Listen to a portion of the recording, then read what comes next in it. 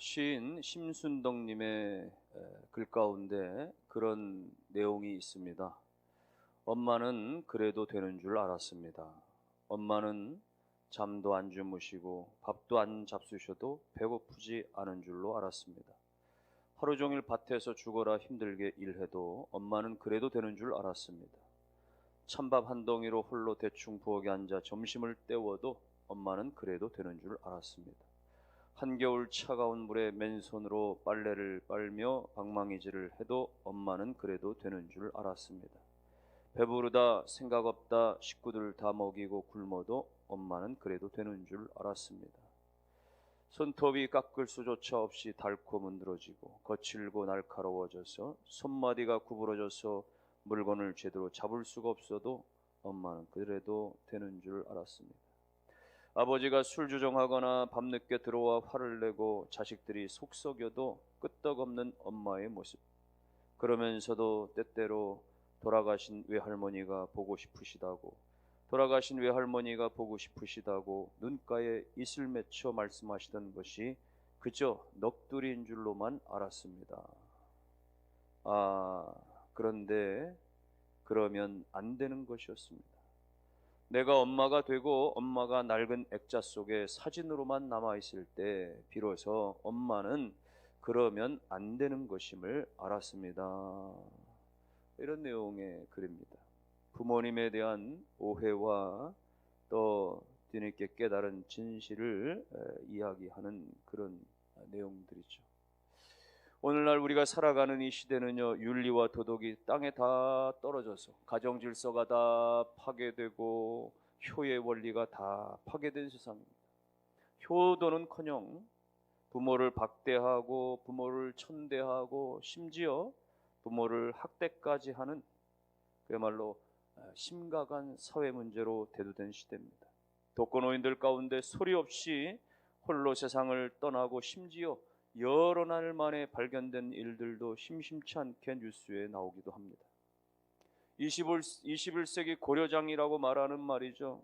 늙은 부모님들 해외여행 가서 내버려두고 국제미아가 되게 하는 천인공노할 일들도 일어납니다. 그렇게까지는 아닐지라도 부모 앞에 신경질적이고 불성실하고 부모를 가볍게 여기는 경우는 허다합니다.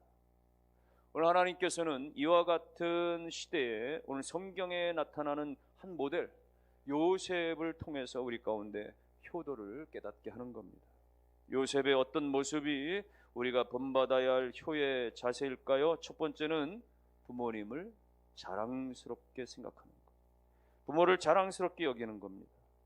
사실 야곱의 아들들은 원래는 목축업자입니다. 여기저기를 떠돌며 다니는 목축업이 그들의 인생이었습니다.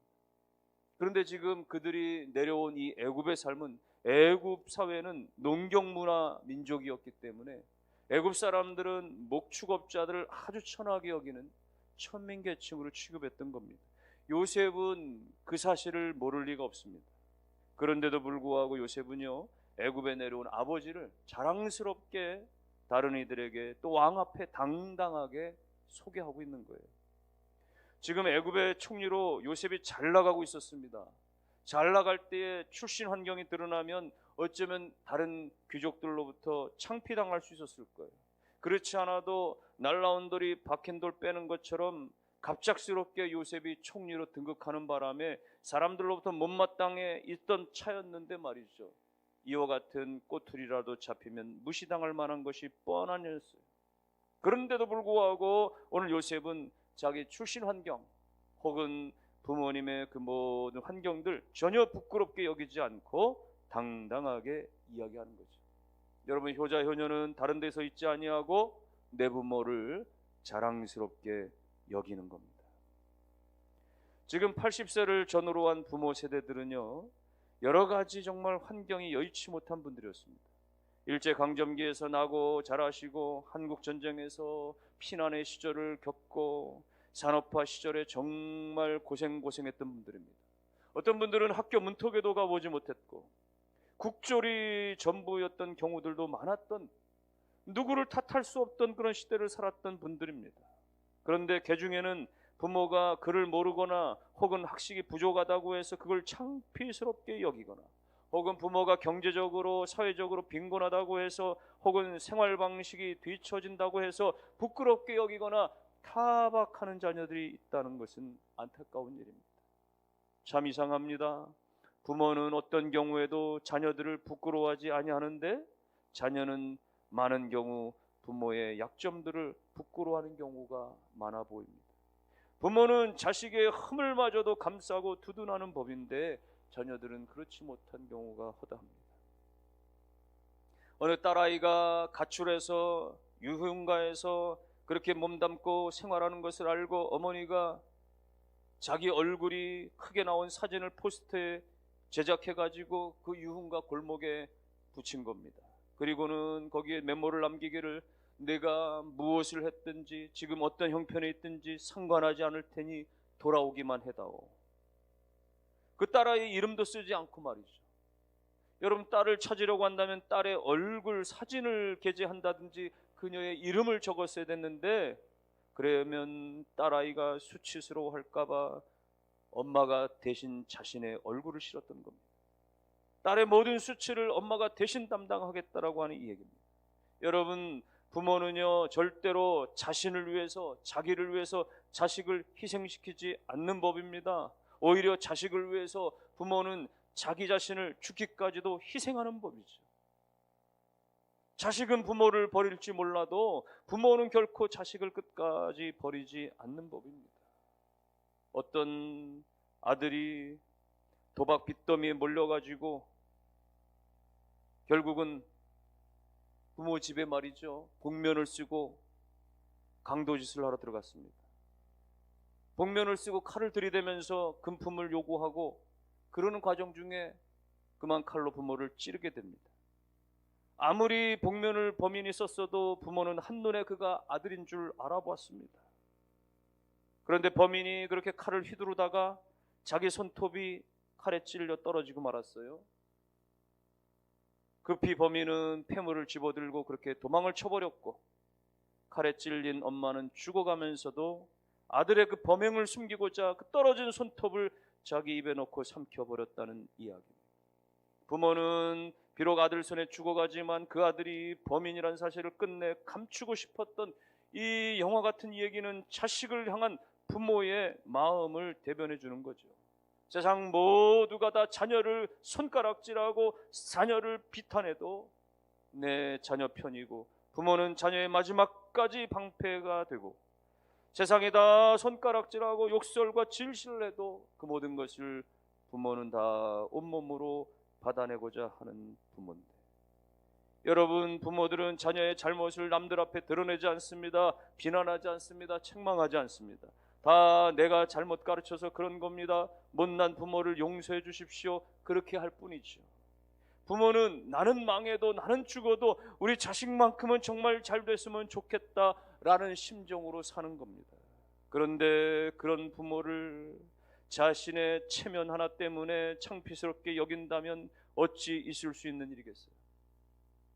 부모의 그 초라한 몰골이나 부모의 그 초라한 어떤 직업이나 환경, 그런 것들을 부끄러워한다라고 한다면 그런 자신은 과연 누구란 말입니까? 누구 때문에 그 초라한 모습을 면할 수가 있었고, 누구 때문에 그 초라한 환경에서 벗어날 수 있었고, 지금까지의 삶이 과연 누구의 희생으로 되어졌다라고 말할 수가 있겠습니까? 부모를 창피하게 여기는 것은 결국 자기를 창피하게 여기는 것이고, 더 나아가서는 그 부모를 만나게 하신 하나님을 창피하게 여기는 사람입니다. 그런 사람을 결코 하나님이 복을 주시지 아니하시며 이 땅 가운데서 높이 세울 수가 없는 것입니다. 그러므로 오늘 우리는 내 부모의 어떤 형편이든지 간에 부끄러워하지 아니하고 자랑스러워함으로 말미암아 하나님이 그 인생 가운데 복을 주시고 높여주시는 복된 자녀들이 다 되시기를 주의 이름으로 축원합니다. 오늘 요셉을 통해서 본받을 수 있는 효의 모습 두 번째는요, 형제간에 화목하는 거죠. 부모에게서 가장 큰 효도는요, 형제지간에 서로 우애 있게 지내는 거예요. 서로 사이좋게 지내는 거예요. 서로 용서하고 서로 끌어주고 도와주는 모습을 갖는 거예요. 요셉을 보십시오. 요셉은 과거의 형들로부터 정말 돌이키기 어려운 못된 짓을 당했습니다. 형들이 자기를 잡아 죽이려고 하다가 결국은 애굽의 노예로 팔아버린 거예요. 요셉의 입장에서 정말 끔찍했고 그 고통을 잊어버릴 수가 없는 거예요. 도무지 용서할 수 없는 죄였어요. 그런데 22년 동안 그 동생을 팔아먹은 사실을 감쪽같이 숨겨왔던 그 형들을 만났는데 놀랍게도 요셉은 그들을 용서하는 것입니다. 창세기 45장 5절 말씀에 요셉이 말합니다. 당신들이 나를 이곳에 팔았으므로 근심하지 마소서, 한탄하지 마소서. 하나님이 생명을 구원하시려고 나를 당신들 앞서 보내셨나이다. 여러분, 요셉은요 힘이 있었습니다. 권력이 있습니다. 한순간에 저들을 다 심판할 수 있어요. 그런데 그 어떤 형제도 원망하지 않고 처벌하지 않고 다 하나님의 뜻으로 돌리면서 형제간의 화목함으로 말미암아 그 부모에게 효도할 줄 아는 복된 사람이었던 겁니다. 살아가다 보면은 형제지간에도 동서지간에도 불편해질 수 있죠. 때로는 돈 문제 때문에, 때로는 유산 문제 때문에, 때로는 위아래 어떤 서열 문제 때문에 서로 긴장하기도 하고, 때로는 섭섭하기도 하고, 때로는 원망을 넘어서서 원수처럼 지내기도 하고. 여러분, 그러나 그런 모습을 보고 지켜보고 있는 부모님의 심정은 어떻겠습니까? 그것보다 더 큰 불효가 어디 있겠어요? 세상에 태어날 때 어머니의 태를 같이 사용했다라고 한다면 세상에 그보다 더 가까운 사이가 어디 있겠습니까? 그런데도 불구하고 용서하지 못하고, 그런데도 불구하고 등을 지고 산다면 여러분 어떻게 하나님께 복을 받을 수가 있겠습니까? 오늘 우리가 부모 앞에서 형제지간에 동서지간에 서로 사랑하고 서로 화목함으로 말미암아 효도하는 복된 자녀들이 되시기를 주님의 이름으로 축원합니다. 요셉을 통해서 배울 수 있는 효도 또 하나는요, 부모를 공개하는 겁니다. 요셉은 그의 아버지 야곱과 형들과 동생들을 다 애굽으로 불러가지고 말이죠, 그들의 필요를 다 채워주는데 12절에 보면 봉량이라고 하는 단어를 썼어요. 먹을 것을 제공한다라고 하는, 채운다라고 하는 의미를 담고 있습니다. 아버지와 형제들이 다 살기 좋은 땅을 머물 수 있도록, 그리고 그들이 일할 수 있도록 일거리까지, 그냥 와가지고 놀고 먹는 게 아니라 일할 수 있는 환경까지 자립할 수 있도록 다 배려하는 것이죠. 여러분, 진정한 효도는요, 부모에게 부모로서의 존재감을 갖게 하는 것입니다. 아버지 어머니 좀 제발 좀 가만히 좀 계세요, 이런 식으로 하는 거는 아무것도 하지 말고 빨리 죽으라는 소리밖에 되지 않는 거예요. 여러분, 여기 봉양한다라고 하는 표현은요, 채워드린다라고 하는 의미니까 또 경제적인 의미도 있는 것이죠. 용돈 드리고, 부모님들이 그렇게 과소비하는 분들은 아니겠지만은 부모님들도 다 노년에도 쓸 곳이 있지 않겠어요? 경조사도 찾아야 되죠. 친구분들 만나야 되죠. 손자 손녀들 챙겨줘야 되죠. 그러니까 여러분, 오늘 젊은 부부들의 수입에는요, 하나님의 11조만 있는 것이 아니라 오늘 또 자신들의 미래나 자녀들을 위한 비용뿐만 아니라 부모들을 위해서 정기적으로 드려야 될 그런 내용도 있는 것입니다. 봉투에 담아서 드리면 전하는 기쁨도 받는 고마움도 있겠지만은 또 부모 입장에서는 그것도 부담될 수 있어요. 자식, 다 큰 자식 말이죠, 대하는 것도 어려운데 용돈까지 받으려 치면 부담스럽잖아요. 그러니까 송금해 드리고 아니면 자동이체 해놓고 말이죠. 그것이 지혜로운 것이죠. 무엇보다 여러분, 부모를 잘 공개한다라고 하는 것은요, 부모 앞에 예의를 지키는 겁니다. 부모의 자존심을 지켜드리는 것, 그것이 기도의, 이 효도의 기본이 되는 것이죠. 부모 앞에 큰 소리 내지 않는 겁니다. 소리를 낮추는 겁니다. 자상하게 예의를 갖춰가지고 말 한마디 답변할 때도 정성껏 답변하는 것입니다. 부모는요, 나에게 최종적인 결제 받으라 그거 요구하는 게 아닙니다. 그저 이런 얘기 저런 얘기 돌아가는 상황에 대해서 자상하게 설명해 주는 것, 그것만으로도 기뻐하고 좋아하는 법입니다. 나이 많다고 몰라도 된다라고 무시하지 아니하고 자상하게 설명해 주고 혹은 부모의 말에 대해서 귀를 기울여서 경청하는 것, 그것이 귀한 모습입니다. 귀가 어두워도 말이 어눌해도 천천히 끝까지 잘 듣고 그리고 조곤조곤 그렇게 이야기하는 그런 모습, 그걸 말하는 거죠. 어떤 할머니가요, 휴대폰에 010을 누른다는 것이 101을 잘못 눌렀다가 텔레콤 3당 직원하고 연결이 됐답니다. 안녕하십니까, LG 불렀습니다. 그랬더니 이 할머니가 보청기를 안 껴가지고 무슨 말인지 몰라서 거기 어디요? LG 불렀습니다. LG 불났어? 아니요, LG 불렀습니다. 불났어? 어디? 거기 어디요? 고객센터에 고객님, 목욕탕이요? 아니요, 여기는 LG 불렀어요. LG 불났어? 이 말이 안 되는 동문서답과 같은 이 이야기가 계속되는데도 불구하고 끝까지 이 상담 직원은 인내심을 가지고 자상하게 응대하는 모습이 잔잔한 감동을 주었다는 거죠. 여러분, 오늘 우리가 부모가 잘못 알아들을 수 있고 말도 느릴 수 있고 그럼에도 불구하고 친절하게 예의를 갖추어서 그렇게 대화하는 것, 그것이 가장 큰 효도가 되는 것입니다. 노인 부모들이요, 자녀들에게 하기 싫어하는 말들이 있다고 해요. 하나는 아프다는 말 하기 싫어한답니다. 혼자서 끙끙대는 한이 있어도 자식에게 아프다는 말 하고 싶지 않다는 것. 또 외롭다는 말도 하고 싶지 않답니다. 과부가 됐든 호라비가 됐든 외로워도 외롭다는 말을 하지 않는다는 거고, 또 용돈 달라는 소리도 하지 않는다는 거예요. 비록 무료 급식을 얻어먹고 차비가 없어 걸어다니는 한이 있어도 자식에게 용돈 달라는 소리 안 한다는 거예요. 그런가 하면은 반대로 부모들이 자녀들에게 가장 듣고 싶어하는 말들이 있는데, 어쩌면 그렇게 건강하세요? 백수는 건강 걱정 없이 사시겠어요? 아버지 어머니를 닮아서 이렇게 머리가 좋은 거 봐요. 아버지 어머니 절반만 돼도 소원이 없겠어요. 저희들 키우신다고 고생 정말 많으셨어요. 역시 어머니 음식 솜씨가 최고해요. 아버지 어머니처럼만 살겠습니다. 모두가 다 부모님 덕분입니다. 여러분, 이런 것이죠. 여러분, 그런데 말이죠, 어떤 병원 의사가 어느 목사님을 만나가지고 개탄하면서 그런 말을 했답니다. 목사님, 제가 병원에서 일하다 보니까 자식 다 필요 없다는 생각이 듭니다. 아니, 왜 그런데요? 아니, 자식이 아파가지고 병원에 온 부모들은 그냥 의사를 붙들고 그냥 돈이 얼마나 들어도 좋으니까 자식 고쳐달라고 사정을 하는데요. 그런데 노부모를 모시고 온 자식들은 얼마나 사시겠냐고 죽을 날만 묻습니다.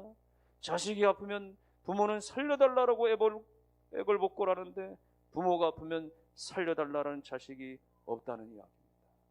여러분, 오늘 우리가 이 효도를 가르쳐준 요셉을 생각하면서, 여러분, 요셉이 이렇게 애굽의 총리가 되기까지 그가 성공한 것은 그가 잘났기 때문이 아니에요. 전적으로 하나님이 복을 주셨기 때문입니다. 요셉이 그냥 한 거는 하나님께서 가르쳐준 대로 꿈을 해석한 것밖에 없어요. 하나님이 그의 생을 이끌어내셨고 총리직에 세우신 것은 전적인 하나님의 은혜였습니다. 그런데 그 놀라운 축복은 어디서 비롯됐을까요? 부모를 공경하는 자를 향해서 하나님의 약속이 성취되어졌기 때문입니다. 에베소서 6장 2절 말씀에 내 아버지와 어머니를 공경하라, 이것이 약속에 있는 첫 계명이니 이로써 내가 잘되고 땅에서 장수하리라. 부모를 공경하면은 그것은 약속이 있는 계명인데, 성취가 있는 계명인데, 보장이 있는 계명인데 땅에서 잘되고 장수한단 말이죠. 이 말은 반대로 말하면 뭡니까? 부모를 홀대하고 부모에게 불효하면 잘 될 수가 없고 오래 살 수가 없고 그 이야기와도 같은 거 아니겠어요? 사랑하는 성도 여러분, 오늘 요셉의 성공은 부모를 공경하고 형제 화목에서 비롯됐다는 사실을 깨달으면서 오늘 우리 모두가 다 요셉처럼 부모를 자랑스럽게 여기고 형제 간의 진정으로 우애하면서 부모의 필요를 채워주면서 오늘 그야말로 하나님 앞에서 복을 받는 그런 인생들이 다 되시기를 주님의 이름으로 축원합니다.